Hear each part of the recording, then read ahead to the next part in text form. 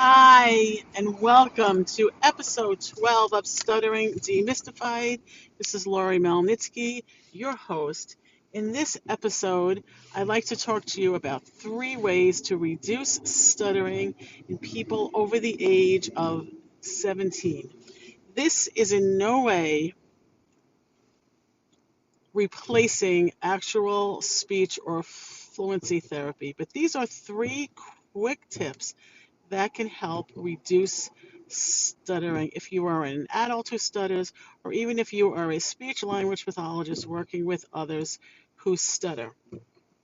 My name is Lori Melnitsky. Again, I'm a speech pathologist who happens to stutter, and these tips have helped me with many years of speech therapy behind me.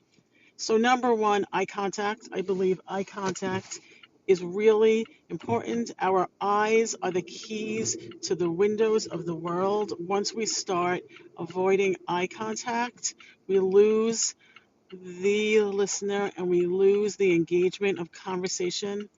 The listener doesn't really want to listen, or they start filling in words and they're very confused why the person is explaining something to them and not looking at them. That doesn't mean that you have to look at somebody every single minute, but you do have to engage them on some of the important points of what you want them knowing. Number two, sometimes when you're getting very anxious, or if you stutter, or if you're anticipating a stuttering moment, you start to hold in air. And that confuses actually, and people think that people who stutter have problems breathing. They do not have problems breathing, but there are ways that they start to breathe from the shoulders that make it look, and that's called clavicular breathing, that makes it look like they're having problems talking. I see many adults who are taking in these huge, deep breaths, and people are telling them to stop and slow down. And they think that that's going to help them not stutter as much.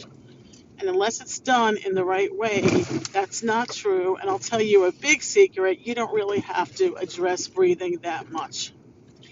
Number three, pausing. Many of us, whether we stutter or not, are not used to pausing and allowing silence. If you pause and allow silence, it gives you a chance to speak and it gets you more comfortable with the listener.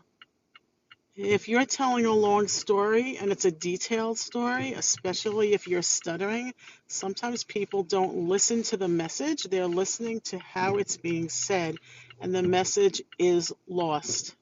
So these 3 short, important tips will help adults who stutter, teenagers who stutter also.